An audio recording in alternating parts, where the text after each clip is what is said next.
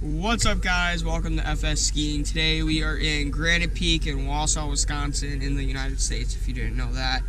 Today we are here with not Alec because he couldn't make it, or Dylan, but we do have Hayden the guy. Hello. So yeah, also we have another dude, his name's Andy. You'll get like a couple footage of him just doing some runs. Today's awesome. We've been lapping around. We're today from 10 o'clock to 9 o'clock, so we're going to be skiing for 11 hours. Crazy for opening basically day for Granite Peak. So third day of the year. Hopefully Cascade will open up soon. So I think that's it. That's all we covered. But yeah, let's get on to the runs. Peace out, guys.